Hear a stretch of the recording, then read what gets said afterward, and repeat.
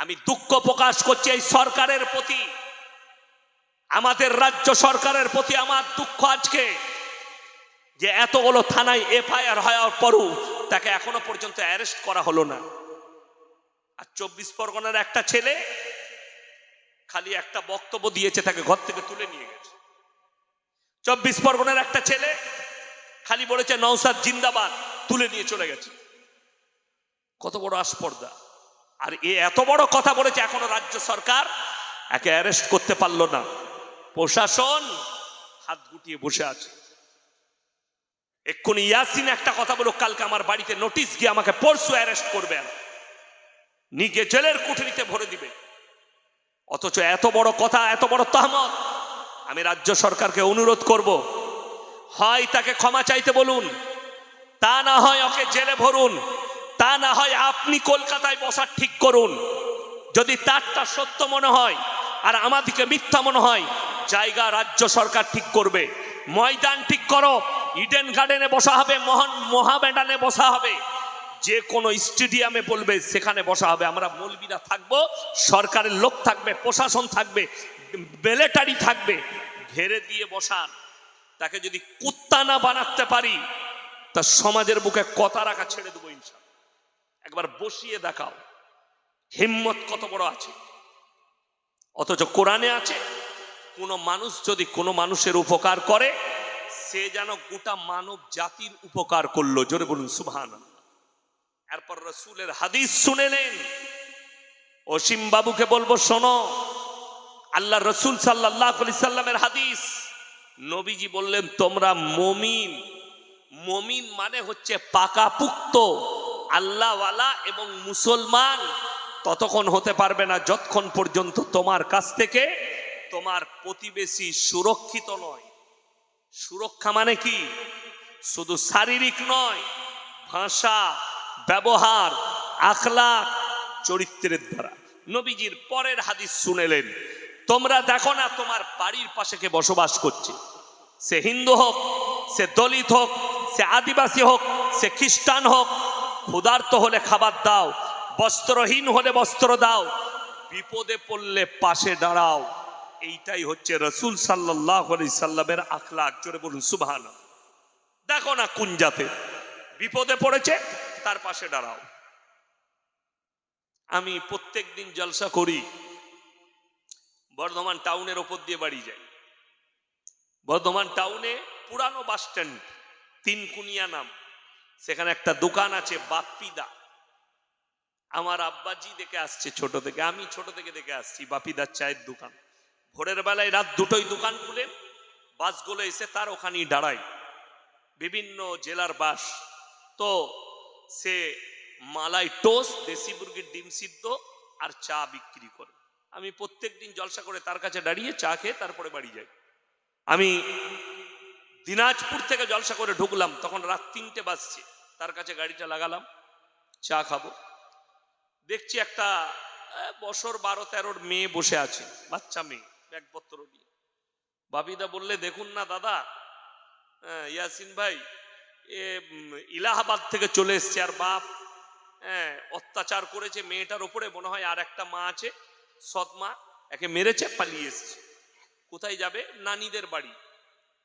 কোথায় নানিদের বাড়ি? বলে শ্রীনগর। আমাকে বাপিদা বললো, দাদা এর কাছে একটাও টাকা নেই ভাড়া দিবার মতো। আমি কত ভাড়া লাগবে বাপিদা?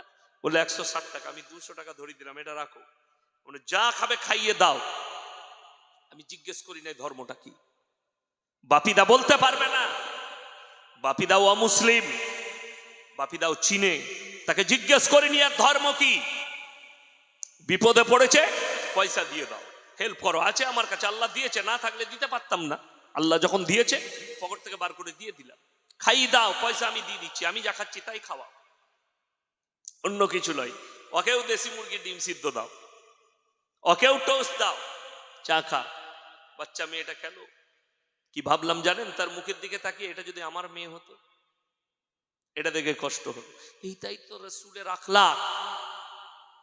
তাহলে মুসলমান কি করে ধর্ম বিচার করে? ইসলাম, আমি প্রমাণ দেবো, এখনো মোবাইলে ঘুরছে, ফেসবুক, টুইটার, ইউটিউবে ঘুরছে, বোম্বের, এশিয়া মহাদেশের সব থেকে বড় ক্যান্সার হসপিটালের নাম হচ্ছে মুম্বাই টাটা মেমোরিয়াল। তার অনেকগুলো গেট আছে।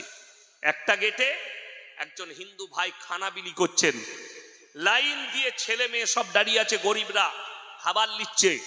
সেখানে একজন মুসলিমদের মেয়ে নেকাব বেঁধে আছে, মানে মুখ ঢেকে যেভাবে আমাদের মারা থাকে ওইভাবে আছে। আর একজন চাচা বয়স্ক, মুখে দাড়ি, সাদা, মাথায় টুপি আছে, গরিব মানুষ লাইন আছে, এরকম 2-4 জন আছে। কি বলছে জানেন? जो जय श्री राम बोलेगा उसी को खाना मिलेगा, ना तो लाइन से निकलो। মোবাইলে ঘুরছে, আমি বার করে দেখিয়ে দিতে পারবো, আপনারা দেখে নিতে পারবেন ইউটিউব আর ফেসবুকে। जो जय श्री राम बोलेगा उसी को खाना मिलेगा। এটা একটা গেল। আর একটা গেটে একজন মুসলিম ভাই, মুখে দাড়ি, মাথায় টুপি, সেও বড় লোক, সেও খানা বিলি করছে, গাড়ি করে খাবার নিয়ে এসে, দামি খাবার। লাইন দিয়ে গরিবরা দাঁড়িয়ে আছে। সে কি বলছে জানেন? कुछ बोलने का जरूरत नहीं, भूख लगी है खाना खा लो। জোরে বলুন সুবহানাল্লাহ। কিচ্ছু বলার দরকার নেই, তোমাকে ভোগ লেগেছে, তুমি লাও আর খাও। ধর্ম ধর্মের জায়গায়, সেবা সেবার জায়গায়। এটাই তো নবীজি বললেন, দেখো না সে কোন জাতের, ক্ষুধার্ত হলে খাবার দাও, বস্ত্রহীন হলে বস্ত্র দাও, বিপদে পড়লে পাশে দাঁড়াও। অসীম বাবু আসুন আমার থানায়, আমি আপনাকে সাক্ষী দেব, প্রমাণ দেব। সেই ছেলে এখনো বেঁচে আছে, সেই পরিবার এখনো বেঁচে আছে। আমি আমার এলাকায় একটা হোটেল আছে, বড় হোটেল, সেখানে মাঝে মাঝে ঢুকতাম, মুসলিমদের হোটেল। একটা শিক্ষিত ছেলে, বিয়ে পাস ছেলে, লোহারদের ছেলে কাজ করত, সেই খাবারটা নিয়ে এসে দিত, চা ফা। আমি বললাম, এই কত বেতন পাও? বলে, স্যার আমাকে প্রত্যেক দিন 100 টাকা করে দেয়। বলে, এত কম? কত দূর পড়াশোনা করেছো? বললে, দাদা আমার বাবা কাজ করতে পারে না, মা অসুস্থ, আমি লোহারদের ছেলে, বিয়ে পাস আমি, আমার কষ্ট হলো, এত শিক্ষিত ছেলে এখানে কাজ করছে, আমাদেরকে চা দিচ্ছে, সে তো আমার থেকেও তার শিক্ষা বেশি বাংলায়। আমি যাই হোক একজন ধর্মগুরু, কিন্তু তার শিক্ষা তো বেশি বাংলায়। তো আমার কষ্ট হলো। আমি বললাম, ভালো জায়গায় কাজ পাবে? বললে, দাদা আমাকে দেখে দেন না, একটু বাইরে আমার বোনটার বিয়ে দিতে হবে, যদি কোথাও 10-12 হাজার বেতন পাই। আমি বোম্বেতে আমার ভাইকে ফোন লাগালাম সঙ্গে সঙ্গে, এই একটা কাজের ছেলে নিবেন? বললে, লুবো। আমি বললাম, চল যাও, তুমি খালি মালিকের চা পানি বোয়াবে, চা এনে দিবে হোটেল থেকে অফিসে, আর বসে থাকবে, ঝাড়ু ফাড়ু দিয়ে দিবে অফিসে, আর তার ফরমাইশ শুনবে। বলে, কত বেতন? 12,000, খেয়ে দে, আপনি চলে যাও। তো সে 3 মাস হলো 30,000 টাকা পাঠিয়েছে, 3 মাসে আমার অ্যাকাউন্টে পাঠিয়েছে। তার বাড়িতে দিতে গেলাম, তার বাবা মা কি বলছে জানেন? স্যার আপনি মানুষ নয় ভগবান। এমন তোবা তোবা, এই কথা বলো না। বললে, আপনি দেখে দিয়েছেন, এরপর আমার মেয়ের বিয়েটা হয়ে যাবে, স্যার আমার মেয়ের বিয়েতে আসবে। এমন, ঠিক আছে দেখবো। তো আমাকে ইনভাইটও করতে গিয়েছিল, তাকে কি উত্তর দিয়েছি জানেন? আমি বললাম, উপরওয়ালা তোমাদের মঙ্গল করুক, কিন্তু আমার ধর্মে আছে আমাদের কাটা হারাম, মদ হারাম এবং অবৈধ জিনিস হারাম। অর্থাৎ তোমার বিয়ের জন্য আমার আশীর্বাদ রইল, তুমি চালের টাকা নিয়ে যাও, কিন্তু বিয়েতে আমি উপস্থিত হতে পারবো না, যেহেতু তোমাদের মদ মাস্ট, মদ চলবে। বলে, হ্যাঁ মদ আমাদের চলবে, কাটা মাংস থাকে। এমন, তাহলে আমি নেই, এমনি আমি তোমার বাড়িতে যাব, কোনো অসুবিধা নেই। আপনি তাকে গিয়ে জিজ্ঞেস করুন আমার ব্যবহারটা, সে বলবে দেখিনি কোন ধর্মের বিপদ আছে, হেল্প করে দাও, আমি উপরওয়ালার কাছে পেয়ে যাব। এর বদলা কে দিবেন? আমাদেরকে মুসলিম দিকে ভাবতে হবে কার কাছে? আল্লাহর কাছে। আপনি আল্লাহর কাছে পাবেন, তার উপকার করেছেন। ওই জন্যে চলুন। ফাউজ বিল্লাহি মিনাশ শাইতানির রাজিম, বিসমিল্লাহির রহমানির রহিম। আলহামদুলিল্লাহি রাব্বিল আলামিন, আর রহমানির রহিম, মালিকি ইয়াউমিদ্দিন, ইয়াকা না'বুদু ওয়া ইয়াকা নাস্তাঈন, ইহদিনাস সিরাতাল মুস্তাকিম, সিরাতাল লাযীনা আন'আমতা আলাইহিম গায়রিল মাগযুবি আলাইহিম ওয়ালাদ-দাল্লিন। ওয়া ইলা মাদিয়ানা আখা ফাউজ বিল্লাহি মিনাশ শাইতানির রাজিম বিসমিল্লাহির রহমানির রহিম সুবহানাল্লাযী আসরা বিআবদিহি লাইলাম মিনাল মাসজিদিল হারাম ইলাল মাসজিদিল আকসাল্লাযী বারাকনা হাওলাহু লিনুরিয়াহু মিন আয়াতিনা ইন্নাহু হুয়াস সামিউল বাসীর ইলা আখিরিল আয়াত। খায়রুকুম মান তাআল্লামাল কুরআন আল্লামাহু কামা ক্বালা আলাইহিস সালাতু ওয়াত তাসলিম। মাননীয় শ্রদ্ধেয় জ্ঞানী গুণী মানী সম্মানী শ্রদ্ধের উলামা ইকরাম, হুফাজ ইকরাম এবং আমার মাননীয় শ্রোতামণ্ডলী, পর্দার অন্তরালে পর্দা নসিব মায়েরা এবং বোনেরা, আল্লাহর বড় দয়া কৃপা ভালোবাসা আমাদের প্রতি, গোটা বিশ্বের প্রতি। সবাই আল্লাহ শুকর আদায় করে হৃদয় থেকে বলি আলহামদুলিল্লাহ। তারপরে পরে বিশ্ব নবী জানাবে মুহাম্মাদুর রাসূল আল্লাহ, সকলে বলুন সাল্লাল্লাহু আলাইহি ওয়াসাল্লাম। তেনার প্রতি শতকোটি দরুদ বর্ষিত হোক, বলুন আমিন সুম্মা আমিন। সবাই একবার মহব্বতের সঙ্গে দরুদে ইব্রাহিম পাঠ করি। আল্লাহুম্মা সাল্লি আলা মুহাম্মাদিন ওয়া আলা আলি মুহাম্মাদ কামা সাল্লাইতা আলা ইব্রাহিম ওয়া আলা আলি ইব্রাহিম ইন্নাকা হামিদুম মাজিদ। আল্লাহুম্মা বারিক আলা মুহাম্মাদিন ওয়া আলা আলি মুহাম্মাদ কামা বারাকতা আলা ইব্রাহিম ওয়া আলা আলি ইব্রাহিম ইন্নাকা হামিদুম মাজিদ। গুটি কয়েক কথা আলোচনা করব। আল্লাহ আমাদের সকলকে আমলে তৌফিক দান করুন, বলুন আল্লাহুম্মা আমিন। এক নম্বর, পৃথিবীর বুকে আল্লাহর যতগুলো সৃষ্টি আছে সব থেকে সুন্দর উত্তম রূপে আল্লাহ মানুষকে সৃষ্টি করেছে।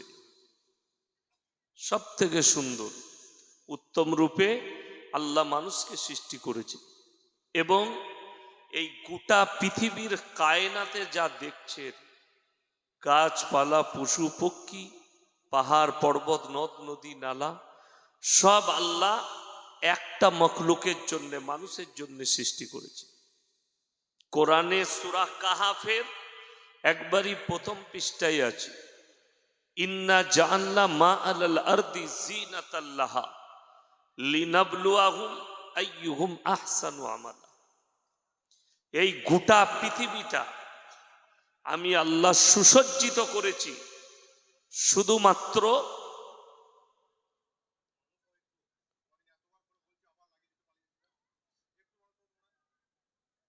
একটা বান্দার জন্য। অসুবিধা নাই, ছেড়ে দে, আমি গল্প গুজব করবো আজকে, এরাও বুঝতে পারবে। আমি গাঁজা করি, গল্প করে জলসা শেষ করবো, অসুবিধা নেই।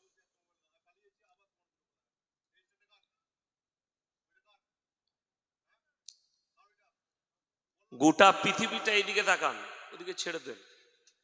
গোটা পৃথিবীটা আল্লাহ সুসজ্জিত করেছেন, কোরআনে বললেন সূরা কাহাফে, শুধুমাত্র বান্দাদের জন্য। আল্লাহ মানুষের কাছ থেকে একটা জিনিস চেয়েছে, সেটা হচ্ছে সৎ কাজ, নেক আমল, ভালো কাজ। কোরআনে অপর জায়গায় আছে, মান আমিলা সলিহান ফালিনাফসি ওয়া মান আসআ ফাআলাইহা। যে বা যাহারা ভালো কাজ করবে আল্লাহ তাদেরকে পুরস্কৃত করবেন, যে বা যাহারা খারাপ কাজ করবে আল্লাহ তাদেরকে তিরস্কৃত করবেন। অসম্মান, তিরস্কার মানে হচ্ছে অসম্মান করবেন, মানেই জাহান্নাম। পরের আয়াতটা মারাত্মক আছে, ওয়া ইন্না লাজাইলুনা মা আলাইহা সাইদান জুরুজা। যে পৃথিবীটা তোমরা দেখছো সাজানো গুছানো, এই পৃথিবীটা আবার এমন একটা দিন আসবে যে দিনে জুরুজা মানে প্লেন করে দেবো, লেভেল। পাহাড় পর্বত থাকবে না, নদ নদী নালা থাকবে না, গাছপালা থাকবে না, কীট পতঙ্গ থাকবে না, একটা ঘাস পর্যন্ত পৃথিবীতে থাকবে না, পুরো লেভেল করে দেব, জুরুজা। শুধুমাত্র সেই দিনটার নামই দেওয়া হয়েছে কিয়ামত। এর ব্যাখ্যা বিশ্লেষণে গেলে কিয়ামতের দিনকেই বোঝানো হয়েছে, আল্লাহ লেভেল করে দেবেন কিয়ামতের দিন গোটা পৃথিবীটা, জমিনটা। তার মানে এখান থেকে একটা জিনিস বেরিয়ে আসছে, আমরা মানুষ মারা যাই না, যাই না, শুধু মানুষই মারা যায়? কথা বলেন। প্রাণীরাও মারা যায়, গাছ সেও মারা যায়। গাছ মরে না? মরে না। গাছ মারা যায়, ঘাস মারা যায়, সবকিছুই মারা যায়। এই পৃথিবীটা আল্লাহ যা কিছু বানিয়েছেন এটা একদিন থাকবে না। আজকে আছে, কালকে থাকবে না। যেমন আমরা থাকবো না, আল্লাহ প্রকৃতিকে যা আছে সবগুলোকে বিনাশ করবেন, ধ্বংস করবেন। আর দুনিয়ায় যে জায়গাটা এখন অতিক্রম করছেন, আমরা করছি, জানেন এই জামানাটা কোন জামানা? আখরি জামানায় পা রেখে ফেলেছে পৃথিবীর মানুষ। নবীজি সাল্লাল্লাহু আলাইহি সাল্লামের আসা 1445 বৎসর হলো। কত বললাম? 1445 বৎসর নবীজি সাল্লাল্লাহু আলাইহি সাল্লামের হয়ে গেল। আর রসুলের হাদিস মোতাবিক এই আখরি উম্মতের বয়স খুব জোর 1500 থেকে 1550 বৎসর। কত বললাম? 1500 থেকে 1550 বৎসর এই উম্মতের বয়স। এই উম্মত এতদিন থাকবে, মানে আখরি নবী এবং কিয়ামতের পার্থক্য 1550 বৎসরে, 1500 থেকে 1550। এর ভেতরে পৃথিবী বিনাশ হবে, ধ্বংস হবে। যদি বলে কিয়ামতের আলামত কি প্রকাশ পাচ্ছে, অনেক আলামত প্রকাশ পেয়ে গেছে, যেগুলো সাধারণ মানুষ ধ্যান দিচ্ছে না। কেন এত রেগে যাচ্ছি জানেন? আপনারা কষ্ট পেলেন, বুকে ব্যথা পেলেন, যাদের মধ্যে ইলিম আছে, যারা আলেম উলামা, তারা রাতের অন্ধকারে কাঁদছে সমাজের অবস্থা দেখে, পরিস্থিতি দেখে। মাঝে মাঝে আমাদের গাড়িতে যেতে যেতে মোবাইল খুললে কওমের জন্য চোখে পানি পড়ে। কেন পড়ে? মুসলমান আর একটা বেঈমান এখন বর্তমানে কোনো পার্থক্য নেই। আমি একটা জলসাই বলেছি, ভারতে 30 কোটি মুসলমানের মধ্যে 10 কোটি মুসলমানই নেই। বেঈমান কাফের হয়ে গেছে, বেঈমান কাফের। যেমন আপনাকে বলে দিই, সমাজের বুকে এত জলসা, জলসা পাড়ায় পাড়ায় হয়, ঠিক বললাম না ভুল বললাম? প্রত্যেক দিন পাড়ায় পাড়ায় জলসা হয়, গ্রামে গ্রামে জলসা। প্রত্যেকটা বক্তাকে জিজ্ঞেস করুন, যতগুলো ভাইরাল ভালো বক্তা আছে, 365 দিনই খালি নেই। আমার রোজার আগের দিন পর্যন্ত ডেট খালি নেই। ঈদের দিন থেকে 1.5 মাস ডেট নাই, এখনো ডেট বুক হয়েই যাচ্ছে। কোরবানির দিন থেকে 15 দিন ডেট খালি নেই, তার মানে ডেট বুক হয়েই যাচ্ছে। সামনে বছর 26 সালের নভেম্বর ডিসেম্বর বুক চলছে আমার। তাহলে মানুষ কতটা অ্যাডভান্স! এইরকম আমি নয়, সব বক্তারই, যত বক্তা আছে সবারই হচ্ছে এই অবস্থা। তাহলে এত জলসা, এত মসজিদ, এত দাওয়াত ও তাবলীগ, এত মাদ্রাসা, সমাজের পরিবর্তন কি ঘটছে আপনাকে আমি দেখিয়ে দেবো। 100টা জলসা কমিটির মধ্যে পশ্চিম বাংলায় 95টা জলসা কমিটি বেনামাজি, নামাজি পড়ে না। আমি বললে অনেকজনের গায়ে লাগবে, আমি কিন্তু হক কথা বলছি। শুধু জলসা দিলে হবে না, শুধু জলসা করে দিলাম হুজুর দিকে ডেকে, আর হুজুররা দোয়া করবে তুমি জান্নাতে যাবে, কোনো কিচ্ছুর দরকার নেই, তাহলে তোমার জানাই নেই। নবীজি সাল্লাল্লাহু আলাইহি সাল্লামের হাদিস, যার নামাজ নেই তার মধ্যে ইসলাম নেই। যার নামাজ নেই তার মধ্যে কি নেই বললাম? ইসলাম নেই। তাহলে তুমি বেনামাজি হয়ে কি করে তুমি মুমিন প্রমাণ করাবে? এ তো নবীজির হাদিস। আগে চলুন, কোরআন শোনাবো আমি একটু পরে, যে কোন নামাজিরা কোন বেনামাজিরা জাহান্নামে যাবে। কোন বেনামাজি একদম সরাসরি জাহান্নামে যাবে, কোন বেনামাজিরা, ওটা আমি দলিল দেবো কোরআন থেকে। এখন আমি বক্তব্য রাখছি, ওই জায়গায় যাব।